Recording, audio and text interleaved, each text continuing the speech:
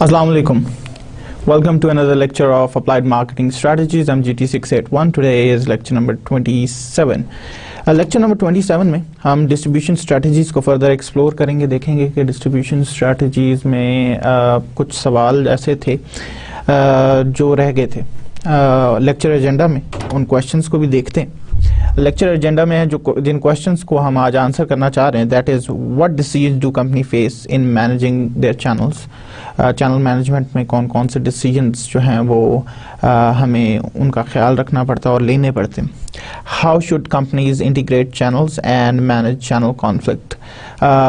Channel integration क्या है, channel integration क्यों ज़रूरी है, किन हालात में चैनल्स के अंदर कॉन्फ्लिक्ट क्रिएट हो जाता है और उस कॉन्फ्लिक्ट को हम कैसे रिजॉल्व कर सकते हैं, ये भी हम लोग आज के लेक्चर में एक्सप्लोर करेंगे। Then what are the key issues with e commerce and m commerce. E commerce और एम कॉमर्स क्या है, कैसे ये फ्लरिश कर रहे हैं और आज के दौर में इनकी क्या सिग्निफिकेंस है, इसको भी हम आज देखने की कोशिश करेंगे।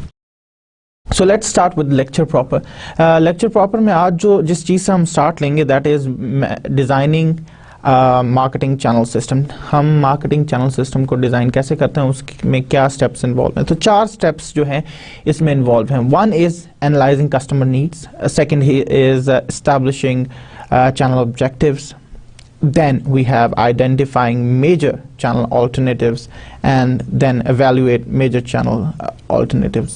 यानी कि इन 4 स्टेप्स से गुजर के हम लोग एक मार्केटिंग चैनल सिस्टम डिज़ाइन करते हैं। मूविंग फॉरवर्ड हम जब बात करते हैं कस्टमर नीड्स को एनालाइज करने के लिए, तो हम लोग कुछ चीज़ों को बहुत डिटेल में देखते हैं। दैट इज़ लॉट साइज़ क्या है, वेटिंग एंड डिलीवरी टाइम क्या है, स्पेटियल कन्वीनियंस क्या है, प्रोडक्ट वैरायटी क्या है और सर्विस बैकअप किस किस्म का मौजूद है। अगर हम इस चीज़ को और डिटेल में देखना चाहें तो let's discuss them in detail. What is lot size? Lot size is the number of units the channel permits a typical customer to purchase on one occasion। बहुत दफ़ा ऐसा होता है कि चैनल मेंबर्स जो हैं एक लॉट साइज़ बता देते हैं कि इससे ज़्यादा या तो हम परचेज़ आपको करने पे रिस्ट्रिक्शन लगा देंगे या फिर इससे ज़्यादा हम आपको प्रोवाइड नहीं कर सकेंगे। तो लॉट साइज़ आपको डिसाइड करना होता है। चैनल जब आप नीड एनालिसिस कर रहे हैं तो आप ये देखते हैं कि सर्विस आउटपुट चैनल्स में आप क्या क्या कुछ प्रोवाइड कर सकते हैं और उसके नंबर ऑफ यूनिट्स कैसे कितने होंगे। बहुत सारे जैसे सुपर स्टोर और हाइपर मार्ट्स ऐसी हैं जो डीप डिस्काउंट्स पे अपने प्रोडक्ट्स प्रोवाइड करते हैं, और जब डीप डिस्काउंट्स पे आप प्रोडक्ट प्रोवाइड करते हैं तो वहाँ पे आपको लॉट साइज़ का ख्याल रखना पड़ता है। फॉर एग्जांपल बहुत सारे हाइपर मार्ट्स जैसे इंटरनेशनली एस्टा है और दूसरे इस तरह के हमारे पास रिटेल स्टोर्स हैं, ये डिफ़ाइन कर देते हैं कि फॉर एग्जांपल से आपके कोक पे डीप डिस्काउंट है, आपको बाज़ार में 360 का या 400 का एक 6 बॉटल्स का पैक मिल रहा है, आपको यहाँ पे 280 का मिल जाता है। तो ऐसे डीप डिस्काउंट्स की वजह से क्या होता है कि जो दूसरे रिटेलर्स हैं, जो कन्वीनियंस स्टोर के रिटेलर्स हैं, वो आते हैं और बल्क में परचेजिंग करने की कोशिश करते हैं। इस चीज़ को डिस्करेज करने के लिए वो लॉट साइज़ डिफ़ाइन कर देते हैं कि इससे ज़्यादा हम आपको नहीं बेचेंगे। एक और लॉट साइज़ को डिफ़ाइन करने का तरीका ये होता है, दिस इज़ वे कंपनी को पॉलिसी किक्स इन के हम इससे ज़्यादा नहीं बेचेंगे। लेकिन कई बार हम लोग उस लॉट साइज़ से ज़्यादा प्रोवाइड नहीं कर सकते due to channel restraints and constraints. तो उन केसेस में भी आपको एक स्पेसिफिक लॉट साइज डिफाइन करना होता है। Then waiting and delivery time is the average time customer waits for receipt of goods and customer increasingly prefer faster delivery channels। Waiting and delivery time में हम उस टाइम को देखते हैं जिसमें कस्टमर जब ऑर्डर प्लेस करता है और ऑर्डर प्लेस करने के बाद उसको गुड्स कितनी देर में डिलीवर हो पाते हैं। इंक्रीजिंगली हम लोगों ने देखा कि our economy is becoming more and more time starved, और जब इकॉनमीज टाइम स्टाफ होती जाती हैं तो लोग प्रेफर करते हैं कि फास्टर डिलीवरी चैनल्स अवेलेबल हों। Then spatial convenience. Spatial convenience is the degree to which the marketing channels make it easy for customer to purchase product. यानी कि जिस सर्विस फैक्ट्री में या रिटेल आउटलेट में या होल सेलिंग स्टोर में आप या जिस भी इन्वायरमेंट में आप प्रोडक्ट बेच रहे हैं, आप कोशिश करते हैं कि उसमें कंज्यूमर के लिए कन्वीनियंस क्रिएट की जा सके। यानी फॉर एग्जांपल सिंपल जो आपका प्लान होगा, आपके स्टोर का लेआउट होगा, वो असिस्ट करेगा कंज्यूमर को अपने प्रोडक्ट को ढूंढने में, उसको कंपेयर करने में और फाइनल परचेज डिसीजन में। तो हमें कोशिश करनी चाहिए कि स्पेटियल कन्वीनियंस की तरफ ध्यान दें।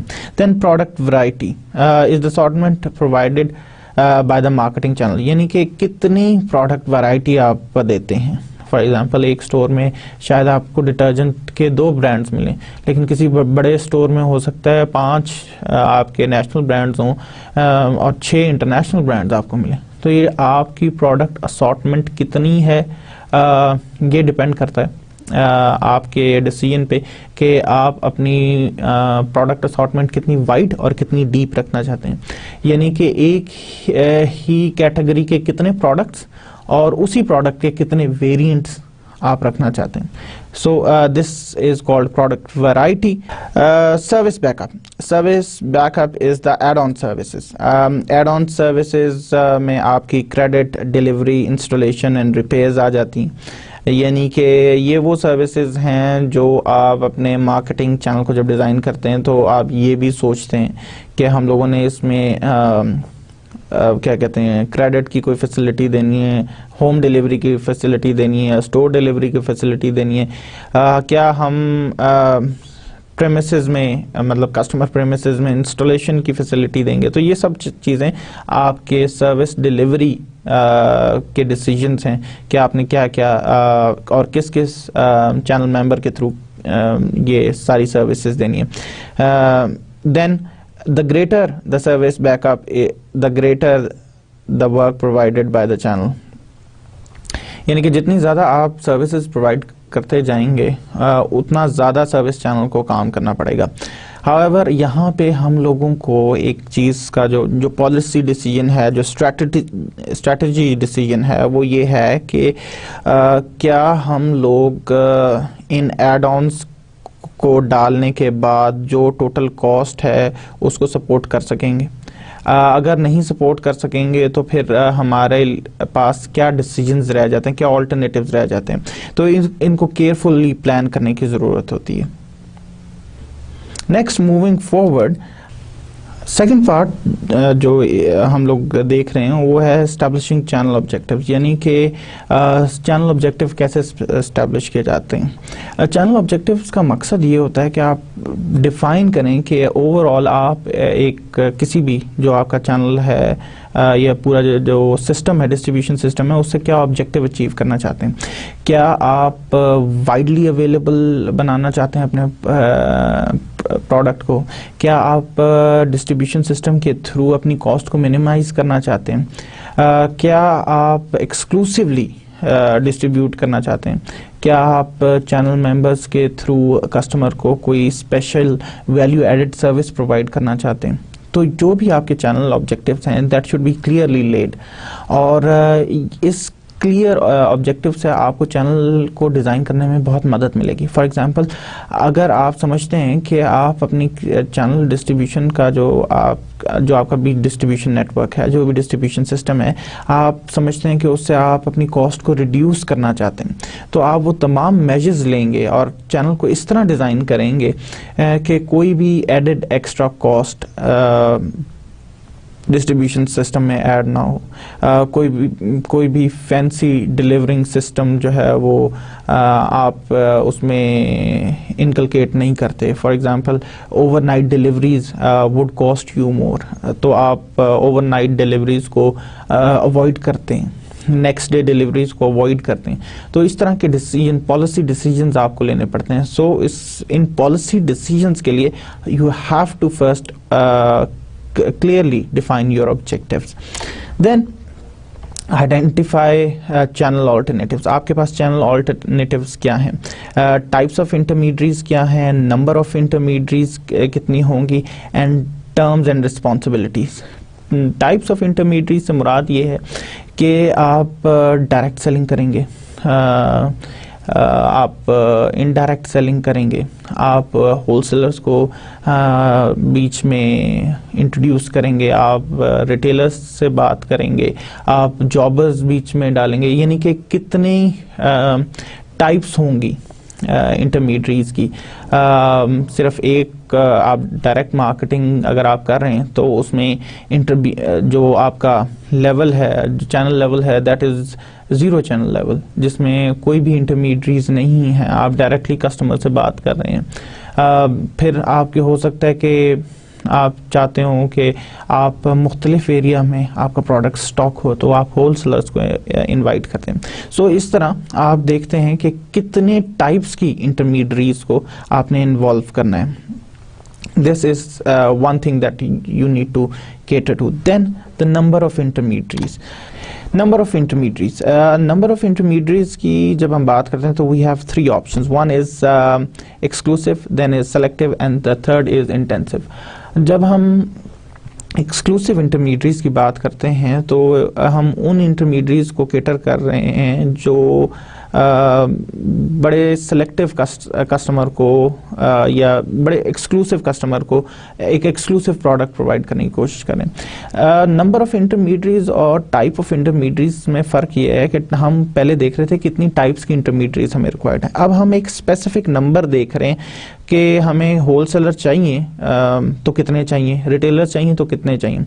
तो उसी डिस्कशन को फर्दर हम जब एक्सप्लोर करें तो हमने कहा कि एक्सक्लूसिव में हम लोगों को एक्सक्लूसिव कस्टमर के लिए एक्सक्लूसिव प्रोडक्ट देना है, यानी कि ऐसे प्रोडक्ट जिसके लिए कस्टमर जो है वो एक स्पेसिफिक स्टोर तक ट्रैवल करने के लिए विलिंग है, वो टाइम इन्वेस्ट करने के लिए विलिंग है।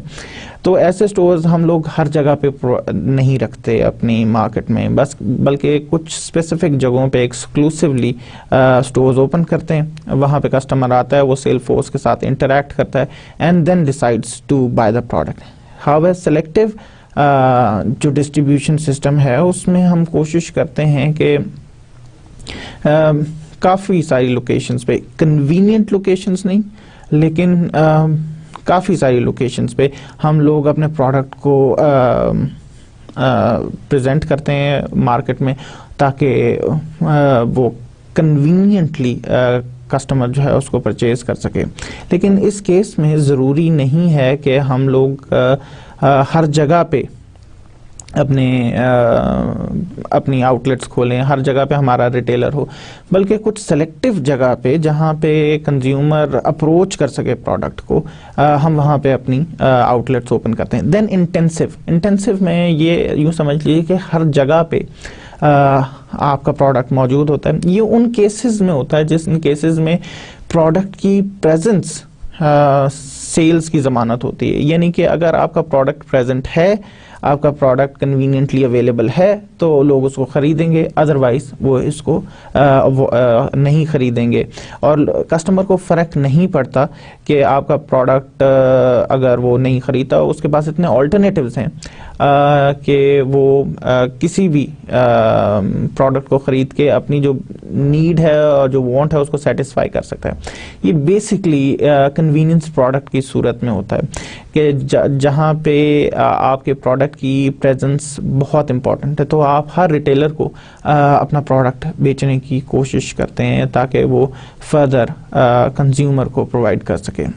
Then what we want to look into is terms and responsibility of channel members. के टर्म्स क्या हैं एक चैनल मेंबर की, जिस पे वो पूरा चैनल ऑपरेट कर रहा है, कि किन टर्म्स पे यानी किस मुआहदे पे वो काम कर रहे हैं। ये रिटन भी हो सकता है और ये मतलब वर्बल भी हो सकता है, दोनों केसेस में होता है। सबसे पहले प्राइस पॉलिसी, यानी कि हम ये देखते हैं कि हम लोगों ने कितना मार्जिन्स रखने और क्या वो मार्जिन जो है वो इक्विटेबल हैं और चैनल मेंबर्स को एक्सेप्टेबल हैं। हम लोगों को इस चीज़ का ख्याल रखना पड़ता है, यानी कि हम लिस्ट प्राइस जब डिसाइड करते हैं तो हम लोगों को अपने तमाम चैनल मेंबर्स के मार्जिन्स को डिसाइड करना होता है। देन कंडीशन ऑफ सेल्स, कि किन बेसिस पे सेल होगी, क्या चीज़ें रिक्वायर्ड हैं सेल के लिए। फॉर एग्जांपल जब आप फ्रेंचाइजिंग कॉन्ट्रैक्ट में जाते हैं तो आपको कुछ कंपनी के स्टैंडर्ड्स को मीट करना होता है। अगर आप वो स्टैंडर्ड्स को मीट नहीं करते तो आप उनकी वो स्पेसिफिक प्रोडक्ट या वो स्पेसिफिक सर्विस नहीं बेच सकते। Then distributors territorial rights, distributors के जब हम बात करते हैं तो हम उनको टेरिटरी असाइन कर देते हैं। इस टेरिटरी असाइन करने का मकसद ये होता है कि एक डिस्ट्रीब्यूटर जो है वो दूसरे डिस्ट्रीब्यूटर की टेरिटरी में काम नहीं करेगा, उसकी टेरिटरी में सेल नहीं करेगा। रीज़न बीइंग कि हर डिस्ट्रीब्यूटर कोशिश करता है कि वो रिटेलर्स के साथ अपने कॉन्टैक्ट्स इस्टेब्लिश करे, उसके बाद वो मार्केट डेवलपमेंट में बहुत ज़्यादा इन्वेस्ट करते हैं। तो ऐसे केसेस में वो कोशिश करते हैं, बल्कि डिमांड करते हैं कि हमें टेरिटोरियल राइट्स प्रोवाइड किए जाएं, जिसमें ये चीज़ डिसाइड की जाए कि ये टेरिटरी हमारी है और इसमें कोई दूसरा जो है वो सेल नहीं कर सकता। अगर आप ऐसा नहीं करते तो एक रिजेंटमेंट क्रिएट होती है और जो डिस्ट्रीब्यूटर्स हैं they stop investing into the market, they stop investing into relationship building, जिसका अल्टीमेटली नुकसान कंपनी को होता है। तो हम लोगों को टेरिटोरियल राइट्स जो हैं वो इस्टेब्लिश करने पड़ते हैं। Mutual service and responsibilities, you have to clearly define कि हमारी रिस्पॉन्सिबिलिटीज़ क्या होंगी और हम एक दूसरे को क्या सर्विसेज प्रोवाइड करेंगे। फॉर एग्जांपल फ्रेंचाइजिंग के कॉन्ट्रैक्ट की बात करते हैं, जब हम से कोई फ्रेंचाइजी मैकडॉनल्ड्स का कॉन्ट्रैक्ट लेता है और वो कहता है कि मैं एक फ्रेंचाइज लेना चाहता हूँ मैकडॉनल्ड्स की, तो बड़ी क्लियरली डिफाइन किया जाता है कि क्या क्या सर्विसेज मैकडॉनल्ड्स प्रोवाइड करेगा। फॉर एग्जांपल सर्विसेज प्रोवाइड करने में आपकी ट्रेनिंग्स हैं, आपको सपोर्ट सिस्टम्स दिए जाते हैं, आपको सॉफ्टवेयर्स दिए जाते हैं मैनेज करने के लिए। तो ये तमाम चीज़ें जो हैं ये मैकडॉनल्ड्स प्रोवाइड करता है। एट द सेम टाइम आपको की कुछ रिस्पॉन्सिबिलिटीज़ डिफाइन कर देता है मैकडॉनल्ड्स, जैसे टाइमली पेमेंट्स करना, स्टैंडर्ड्स को मीट करना, और उसके बाद कस्टमर डाटा को रिपोर्ट करना। ये तमाम चीज़ें आपकी रिस्पॉन्सिबिलिटी डिफाइन कर दी जाती हैं। सो हम जब बात करते हैं कि म्यूचुअल सर्विसेज एंड रिस्पॉन्सिबिलिटी, तो फर्स्ट थिंग फर्स्ट इज़ कि हम इसको क्लियरली डिफाइन करें। अगर हम ऐसा नहीं करते तो फ्यूचर में कॉन्फ्लिक्ट्स डेवलप होते हैं और ये कॉन्फ्लिक्ट्स मार्केट में ना सिर्फ कंपनी का नाम ख़राब करते हैं बल्कि एक नेगेटिव बज़ क्रिएट करते हैं, जिसकी वजह से ब्रांड आइडेंटिटी और ब्रांड की पोजीशनिंग पे फ़र्क पड़ता है और लॉन्ग टर्म नुकसान पहुंचता है। नाउ जब हम बात करते हैं किसी भी मार्केटिंग चैनल के ऑल्टरनेटिव्स की, तो उसके साथ कुछ ना कुछ कॉस्ट्स इन्वॉल्व होती हैं। ये जो डायग्राम इस वक्त आप देख रहे हैं इसमें हम उन्हीं कॉस्ट्स का जिक्र कर रहे हैं। वाई एक्सिस पे हमारे पास वैल्यू एड ऑफ सेल्स है और एक्स एक्सिस पे हमारे पास कॉस्ट पर ट्रांजैक्शन है। आप जैसा कि देख रहे हैं कि सबसे नीचे हमारे पास इंटरनेट है और सबसे ऊपर हमारे पास सेल्स फोर्स है। इंटरनेट पे आप देख रहे हैं कि value added for a sale is low and cost पर ट्रांजैक्शन इज़ ऑल्सो लो। यानी कि हम लोग जो वैल्यू ऐड करते हैं सेल्स में वो बहुत कम होती है इंटरनेट पे, इसलिए क्योंकि ह्यूमन इंटरेक्शन बहुत कम है। आप डायरेक्टली इंटरेक्ट नहीं कर सकते, कस्टमर को सजेस्ट नहीं कर सकते, उसके लिए सोल्यूशन टेलर नहीं कर सकते, उसको हेल्प आउट नहीं कर सकते उस तरह जिस तरह आप ह्यूमन टू ह्यूमन इंटरेक्शन में कर सकते हैं। सो इसमें इंटरेक्शन लो है, वैल्यू एड ऑफ सेल जो है वो लो है and plus cost per transaction भी लो है, इसलिए क्योंकि आपको किसी को पे नहीं करना पड़ता कि वो सारा दिन खड़ा रहे, क्योंकि लेबर और wages they are a substantial cost in terms of selling. और सेल्स फोर्स मैनेजमेंट जो है उसमें आप ये सीखेंगे कि जो आपकी वेजेस हैं या आपके कमीशंस हैं या आपकी जो सेल्स की पेमेंट्स हैं, they account for significant portion of total sales cost. अच्छा, then you move to telemarketing. Cost, आपकी कॉस्ट पर ट्रांजैक्शन भी थोड़ी सी इंक्रीज हो गई, at the same time value addition भी आपने थोड़ी सी ज़्यादा कर दी। इसकी वजह यह है कि टेलीफोन पे आप लोगों से बात करते हैं, आपके पास एक स्क्रिप्ट होता है जिस पे आप बात करते हैं, लेकिन उस स्क्रिप्ट के बावजूद आपके पास मार्जिन्स होते हैं जहाँ पे आप उसको थोड़ा बहुत मॉडिफाई कर सकते हैं। Then retail stores, retail stores जो हैं उसमें आप डायरेक्टली अपने रिटेल स्टोर के थ्रू ट्रांजैक्शन कर रहे होते हैं और इस ट्रांजैक्शन की कॉस्ट जो है ये मिड में है, प्लस इसकी जो वैल्यू एडिशन है वो भी कहीं मिड में लाई करती है।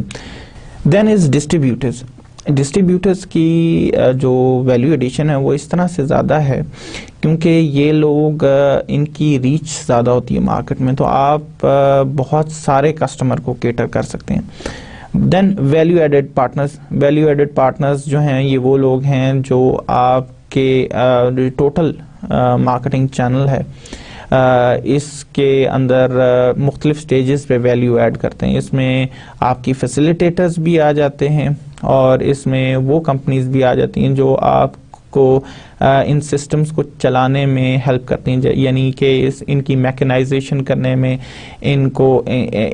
इनके लिए इंफॉर्मेशन सिस्टम्स डेवलप करने के लिए जो कंपनीज काम करती हैं। These are value added partners. And then the last is sales force, the most expensive way, जिसमें कॉस्ट पर ट्रांजैक्शन जो है वो सबसे हाई है। एट द सेम टाइम जो आप जो वैल्यू एडिशन करते हैं सेल्स में वो भी सबसे हाई होती है।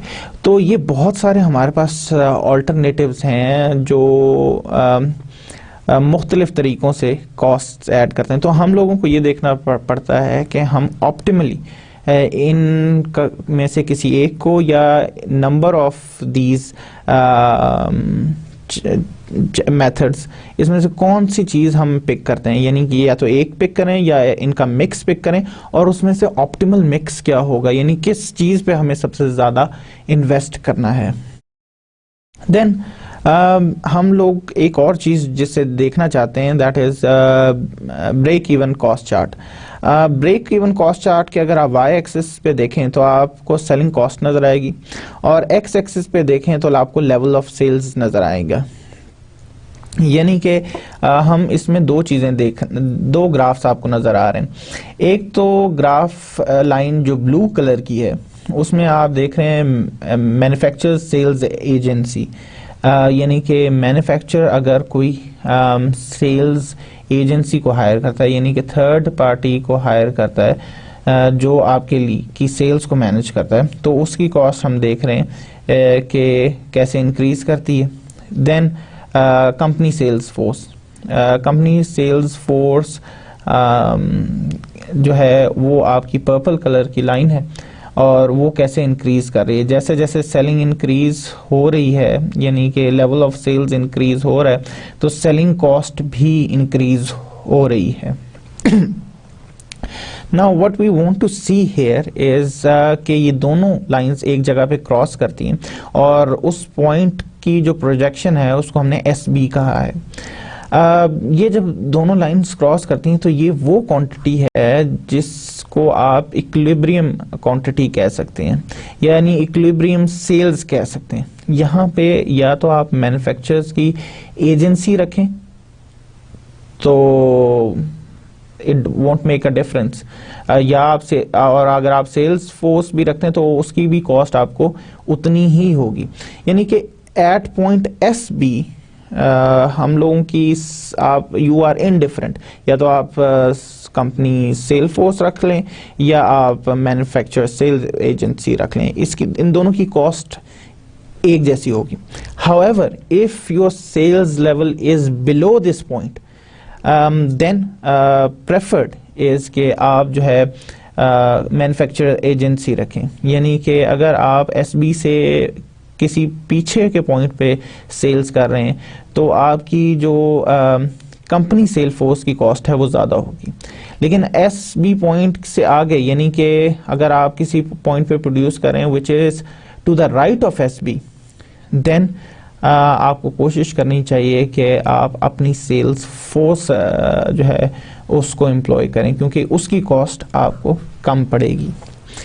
देन चैनल मैनेजमेंट डिसीजंस, हम चैनल मैनेजमेंट डिसीजंस की बात करें कि जब हम चैनल को मैनेज कर रहे होते हैं तो हमें क्या डिसीजंस लेने पड़ते हैं। Selecting channel members, number 1, number 2 training channel members, number 3 is motivating channel members, then evaluating channel members and modifying channel members. ये 5 किस्म के डिसीजंस हमें लेने पड़ते हैं। यानी कि पहले चैनल मेंबर्स को सेलेक्ट करना कि कौन से चैनल मेंबर्स हमारे प्रोडक्ट को कैरी कर सकते हैं, किन चैनल मेंबर्स के पास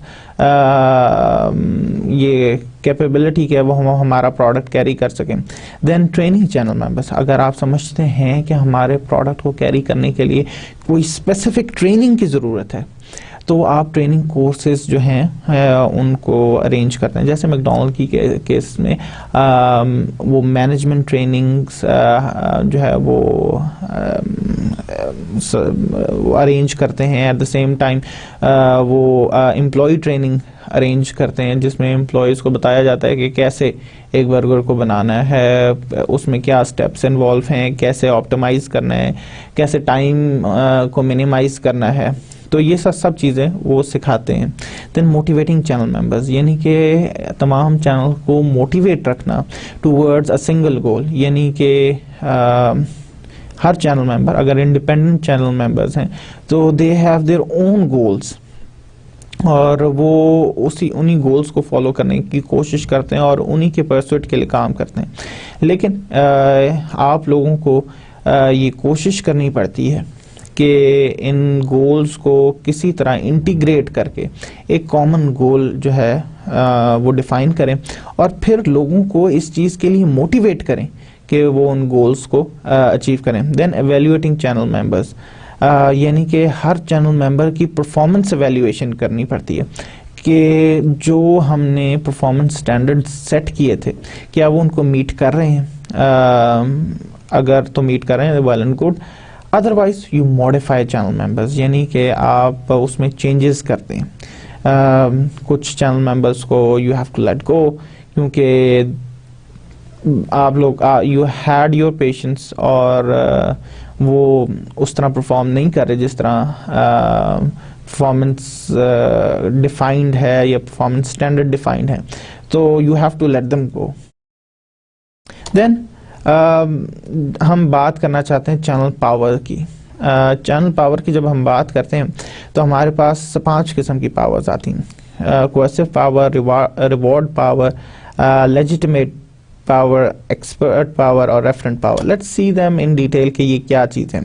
cohesive power means that the manufacturers threaten to withdraw resources to terminate a relationship if intermediaries fail to cooperate, यानी कि ये थोड़ी सी बदमाशी वाला एलिमेंट इसमें आ जाता है।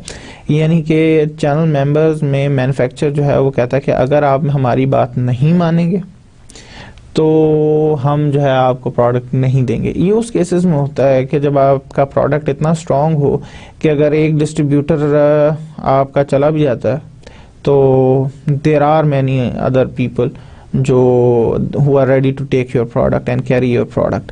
ऐसे केसेस में जब आपका ब्रांड स्ट्रांग हो, ब्रांड आइडेंटिटी बहुत स्ट्रांग हो, तो मैन्युफैक्चरर के पास ये राइट्स होते हैं कि वो थ्रेटन कर सके किसी भी चैनल मेंबर को कि अगर आप इन स्टैंडर्ड्स को मीट नहीं करेंगे तो we will refuse to give you our product.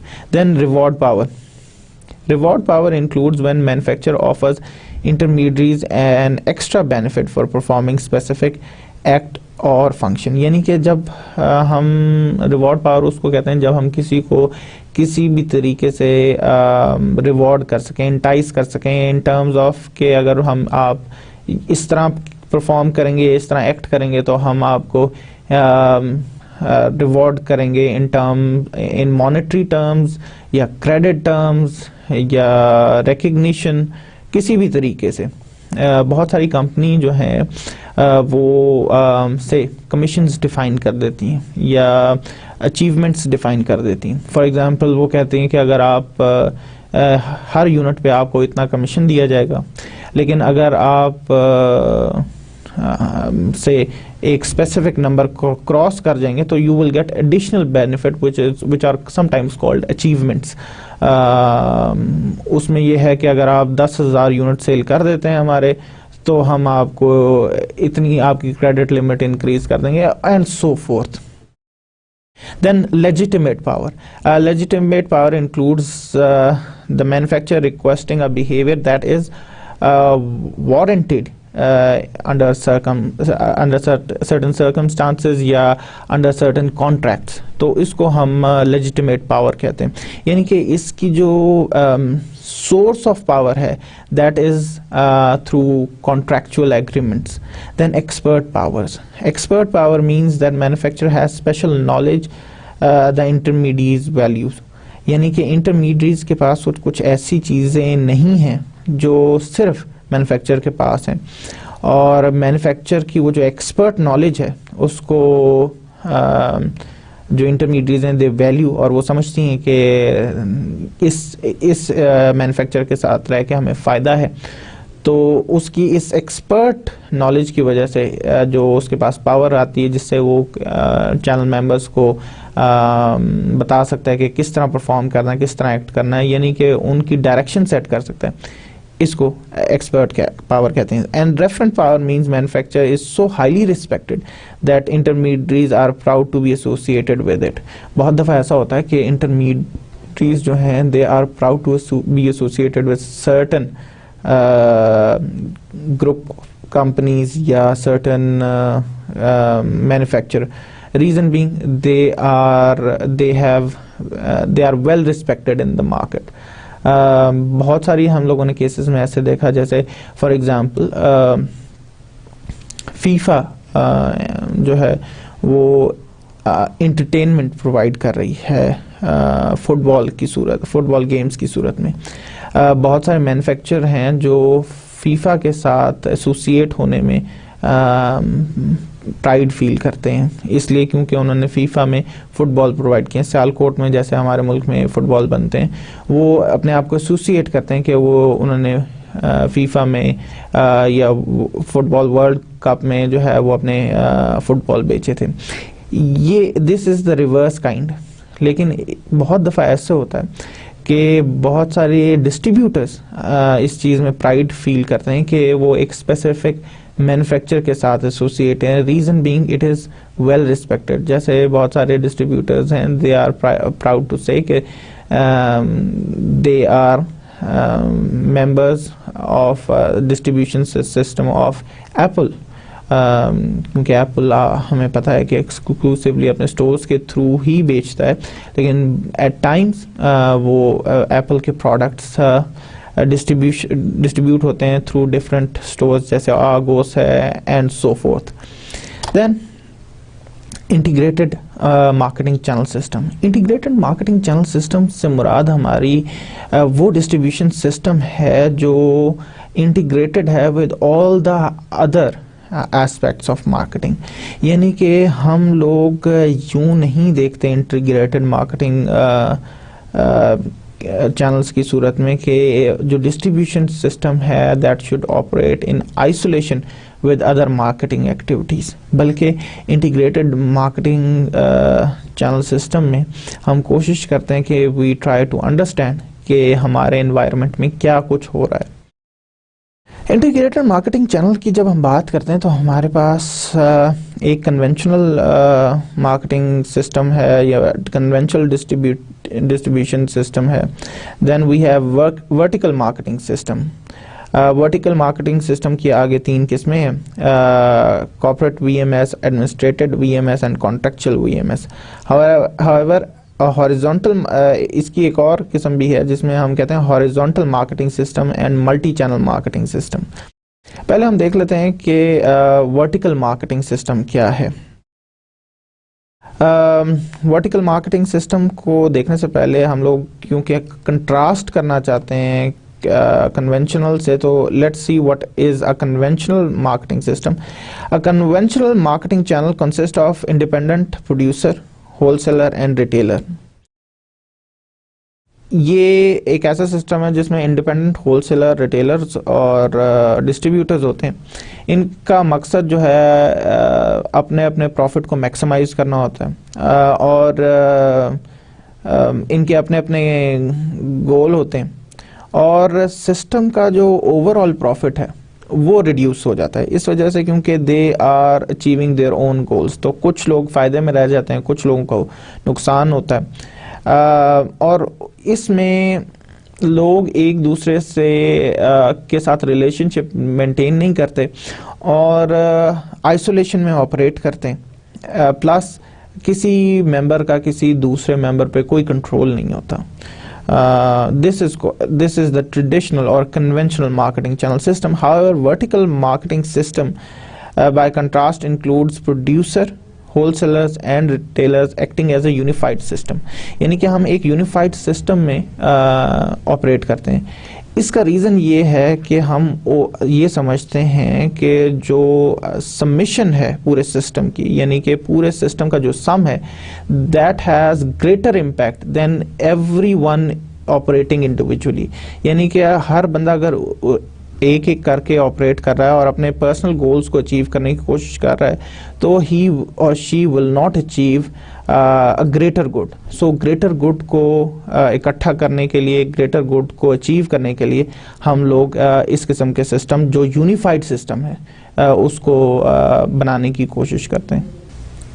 जब हम VMS की बात करते हैं तो VMS में एक चैनल मेंबर जो है उसके पास ज़्यादा पावर होती है, और उस पावर की वजह से ही कैन और she can force everyone to cooperate. तो इस कोऑपरेशन की वजह से पूरा सिस्टम चलता है. अच्छा, VMS की जो हम लोगों ने कहा कि बहुत सारी टाइप्स हैं.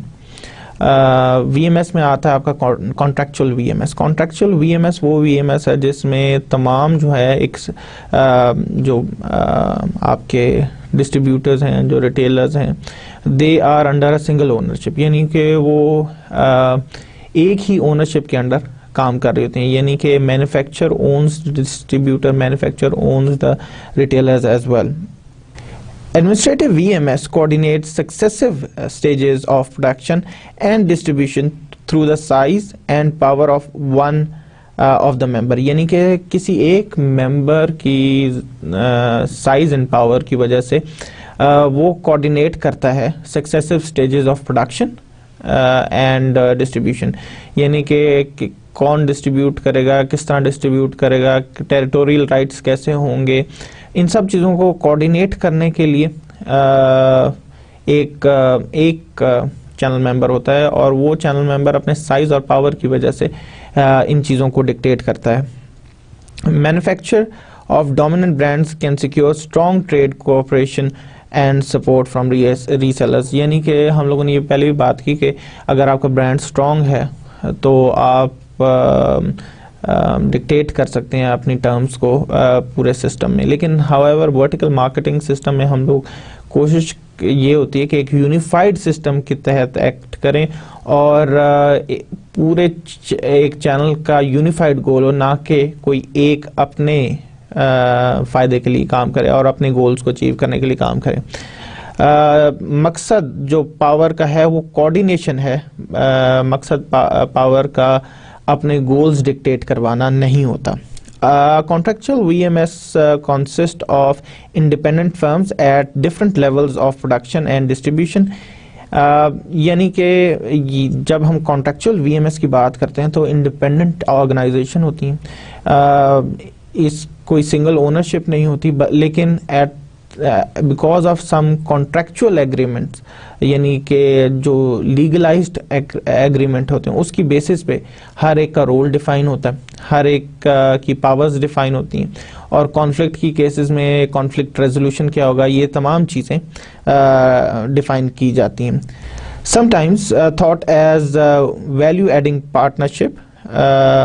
Contractual VMS has three types. Contractual VMS को वैल्यू एडिंग पार्टनरशिप्स भी कहा जाता है, यानी वीपीएस। इसमें होता है होलसेलर स्पॉन्सर्ड वॉलंटरी चेन्स, यानी कि होलसेलर जो है वो ऑर्गेनाइज करता है तमाम लोगों को, और ये वॉलंटरी चेन्स होती हैं, यानी कि आप अपनी मर्जी से इनमें शामिल होते हैं, लेकिन होलसेलर इसको ऑर्गेनाइज करता है, यानी कि कौन मैन्युफैक्चर होगा और सब्सिक्वेंट रिटेलर्स कौन कौन होंगे। This is called wholesaler sponsored voluntary chains. Then retail cooperatives, कुछ रिटेल ऑर्गेनाइजेशन मिलके एक डिस्ट्रीब्यूटर बनाती हैं, यानी कि ये तमाम रिटेल स्टोर्स मिलके परचेजिंग करते हैं। मकसद ये होता है कि इकोनॉमीज ऑफ स्केल अचीव करें, और ये रिटेल कोऑपरेटिव जो है डिस्ट्रीब्यूशन फर्म को ओन करती है। देन फ्रेंचाइज ऑर्गेनाइजेशन, यानी कि आप जैसे मैकडॉनल्ड्स फ्रेंचाइजिंग करती है, इसी तरह आप अपना प्रोडक्ट या अपनी सर्विस किसी दूसरी फर्म को लाइसेंस कर देते हैं, और उसके बदले में आप कुछ रॉयल्टी फ़ी जो है उनसे लेते हैं, प्लस सेल्स जो आपकी पर ईयर होगी या पर मंथ होगी, ये जो भी आप टाइम पीरियड डिफाइन करें, उसमें जो सेल्स होती हैं उसका कुछ परसेंटेज आपको प्रोवाइड करनी होती है टू योर फ्रेंचाइजर। तो ये 3 सिस्टम हैं जिसके थ्रू आप कॉन्ट्रेक्चुअल वीएमएस कर सकते हैं। अब हम देखना चाहते हैं एक ऐसा ग्रिड जिसे हम कहते हैं द हाइब्रिड ग्रिड। उसमें हम देख रहे हैं कि हमारे पास रोज में मार्केटिंग चैनल्स एंड मेथड्स, यानी कि हमारे पास कौन कौन से मार्केटिंग चैनल्स हैं। देन डिमांड जनरेटेड टास्क्स, यानी कि उनको क्या क्या टास्क प्रोवाइड वो क्या क्या टास्क करेंगे। ये एक सिंपल टूल है जिससे हम ये अंदाज़ा लगा सकते हैं कि किस से क्या क्या टास्क करवानी है। फॉर एग्जांपल हम कहते हैं कि हम लोगों ने टेली मार्केटिंग करवानी है। टेली मार्केटिंग के लिए टेली मार्केटिंग वालों से हम लोगों ने क्या क्या काम करवाने, क्या हम उससे बेटर कम्युनिकेशन ऑफ इंफॉर्मेशन चाहते हैं, डिसमिनेशन ऑफ कम्युनिकेशन चाहते हैं, या हम उससे ऑर्डर प्लेसमेंट्स चाहते हैं, या हम उससे पेमेंट्स को फैसिलिटेट करना चाहते हैं। इसी तरह आप देख सकते हैं कि इंटरनेट है, इंटरनेट से हम क्या चाहते हैं, क्या हम चाहते हैं कि ऑर्डर प्लेसमेंट इंटरनेट पे हो, हम पेमेंट्स को फैसिलिटेट करें, या हम किसी प्राइस एग्रीमेंट पे पहुंच सकें। ये तमाम काम जो है हम लोग इस ग्रिड के थ्रू हम डिफाइन करते हैं कि हम लोग किस मार्केटिंग चैनल या किस मेथड से हम क्या अचीव करना चाहते हैं। This will give you all the information that you need in just one look, कि ये के किस मार्केटिंग चैनल से या किस मेथड से हम क्या काम ले रहे हैं। Then channel conflicts. Channel conflicts की जब हम बात करते हैं तो हमें ये ज़रूर समझ लेना चाहिए कि जब एक से ज़्यादा ऑर्गेनाइजेशन होंगे तो इनहेरेंटली उनके अंदर कॉन्फ्लिक्ट्स क्रिएट होंगे। रीज़न बीइंग हर कंपनी अपने गोल्स को फॉलो करने की कोशिश करती है, वेदर यू लाइक इट और नॉट। ऐसा नहीं हो सकता कि हर कंपनी दूसरी कंपनी के बेनिफिट के लिए काम करे। कंपनी के कुछ अपने ऑब्जेक्टिव्स होते हैं long term and short term, वो उनको परसू करने की कोशिश करती है। कई बार कॉन्फ्लिक्ट की रीज़न जो है वो एक चैनल मेंबर की जो टेरिटोरियल राइट्स होते हैं उस पे किसी दूसरे चैनल मेंबर की इंक्रोचमेंट हो सकती है। चैनल कॉन्फ्लिक्ट की वजह जो है ये भी हो सकती है कि आपने रिस्पॉन्सिबिलिटीज क्लियरली डिफाइन नहीं की। So what type of conflicts arise in channel, पहले तो आपको ये देखना पड़ेगा कि आप जब अपने चैनल को डिज़ाइन करें तो किस किस किस्म के कॉन्फ्लिक्ट अराइज कर सकते हैं। फॉर एग्जांपल अगर आपने टेरिटरीज डिफाइन की हैं तो टेरिटोरियल कॉन्फ्लिक्ट्स क्रिएट हो सकते हैं कि हमारा जो टेरिटरी है वो ज़्यादा लुक्रेटिव नहीं है, हमें उस टेरिटरी का थोड़ा सा हिस्सा दिया जाए, इस तरह की चीज़ें। देन व्हाट कॉजेज कॉन्फ्लिक्ट, यानी कि ठीक है टेरिटोरियल कॉन्फ्लिक्ट हो सकते हैं लेकिन इसका कॉज क्या है।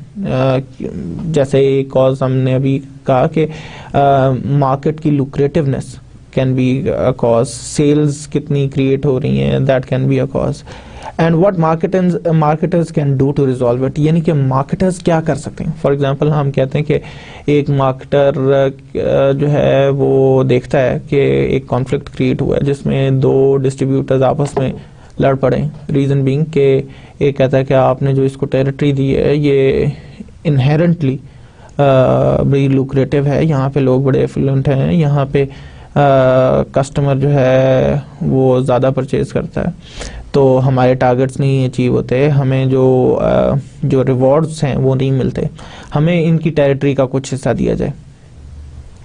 हाउएवर जो आपका दूसरा डिस्ट्रीब्यूटर वो कहता है कि ये तो मेरी टेरिटरी है, हमने इस पे काम किया है, हम कैसे इसको ये उठा के दे दें, जो हमने सारा काम किया है वो सारा इनके हवाले कर दें। सो ऐसे सूरत में फिर मार्केटर्स को देखना चाहिए कि वो क्या कर सकते हैं।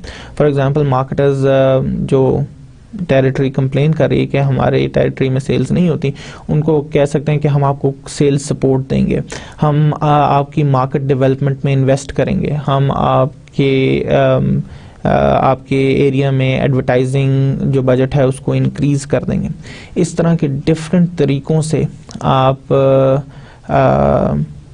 क्या कहते हैं जो कॉन्फ्लिक्ट है उसको रिजॉल्व कर सकते हैं।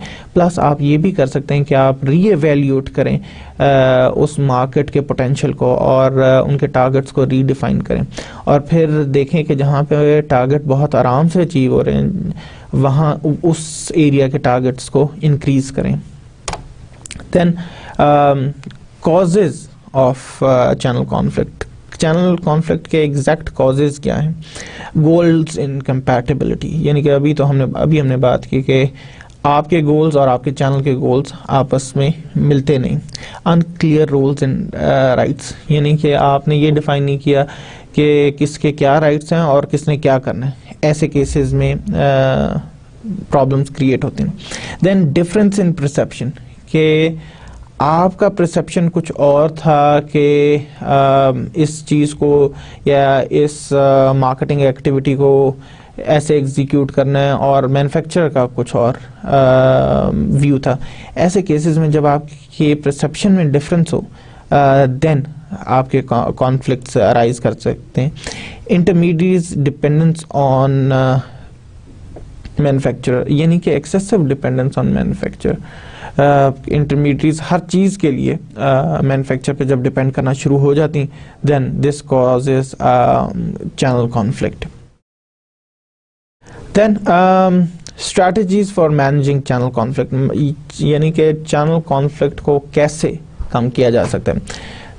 फर्स्ट इज स्ट्रेटेजिक जस्टिफिकेशन, यानी कि आप हर चीज़ के लिए एक स्ट्रेटेजिक जस्टिफिकेशन दें, यानी कि अगर आपने किसी को कोई रोल दिया है तो क्यों दिया है, उसको अगर कोई राइट्स हैं तो वो क्यों दिए, और उसको स्ट्रेटेजिकली जस्टिफाई करें कि इसको ये रोल देने की वजह ये है कि इसके पास इस किस्म की कंपेटिटिव एज है, ये एबिलिटीज़ हैं, ये इसकी कैपेबिलिटीज़ हैं जिनकी वजह से इसको ये स्पेसिफिक रोल असाइन किया गया है या ये स्पेसिफिक टेरिटरीज असाइन की हैं। फॉर एग्जांपल एक डिस्ट्रीब्यूटर के पास लॉजिस्टिक्स की कमी है तो उसको आप एक बहुत बड़ा एरिया नहीं दे सकते, तो स्ट्रेटेजिकली जस्टिफाई करें। Then dual compensation, dual compensation से मुराद हमारी ये है कि आप कंपनसेट करें इन एवरी टर्म्स। अगर आप, जैसे कि हमने अभी बात की कि आप अगर एक बेचेंगे बोतल कोको कोला की तो आपको हर बोतल पे इतना प्रॉफिट होगा, और अगर आप एक स्पेसिफिक नंबर को अचीव कर लेंगे तो आपको ओवरऑल एक और अचीवमेंट पे रिवॉर्ड दिया जाएगा। देन सुपर ऑर्डिनेट गोल, सुपर ऑर्डिनेट गोल से मुराद हमारी ये होती है कि हम ऐसे गोल्स की बात करें जो बिल्कुल फंडामेंटल हों और which are being jointly short.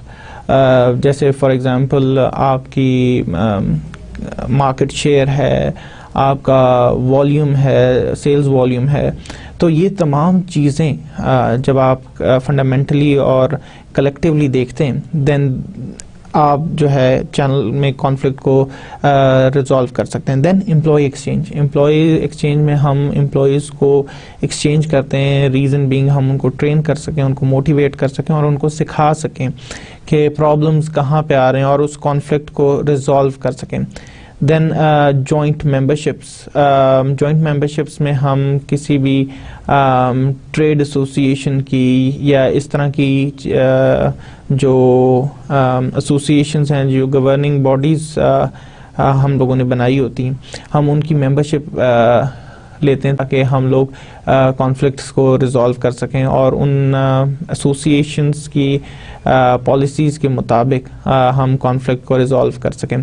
Then कोऑप्टेशन, जिसमें हम कोशिश करते हैं कि लीडर्स को विन कर सकें, और जब आप किसी भी कंपनी में जो लीडर्स होते हैं, जो जिनका इन्फ्लुएंस होता है, उनको आप विन कर लेते हैं तो आप बहुत हद तक किसी भी कॉन्फ्लिक्ट को रिजॉल्व कर सकते हैं। देन डिप्लोमेसी, यानी कि डिप्लोमेटिक तरीके से किसी भी कॉन्फ्लिक्ट को रिजॉल्व किया जाए, आपस में मिल बैठ के एक दूसरे से बातचीत करके। देन मीडिएशन एंड आर्बिट्रेशन, यानी कि अगर आपके दो चैनल में प्रॉब्लम क्रिएट होता है तो आप उसमें मीडिएट करें, यानी कि उनको किसी भी नतीजे तक पहुंचने में मदद करें, या आर्बिट्रेशन यानी कि उनका फैसला करें कि किसका क्या हक है। देन लीगल रिकोर्स में यह है कि फिर अगर आपकी मीडिएशन या आर्बिट्रेशन से कोई फ़र्क नहीं पड़ता, then you take the matter to the court और फिर लीगली इसको डिसाइड करते हैं कि कॉन्फ्लिक्ट का क्या रेजोल्यूशन है।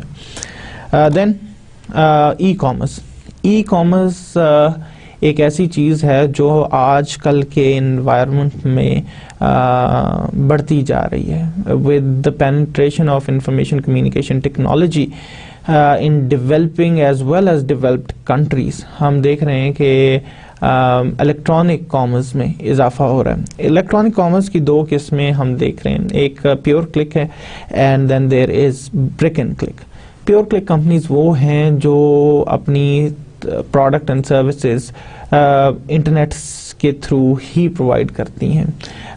ब्रिक एंड क्लिक हाउएवर वो कंपनीज हैं जो पहले सिर्फ छोटी मोटी कंपनीज थी या बहुत बड़े बड़े ब्रांड्स थे। Now they have decided to work in the cyber space as well. तो ये दो कंपनीज हैं, pure click and brick and click. Then m-commerce is something that has recently evolved.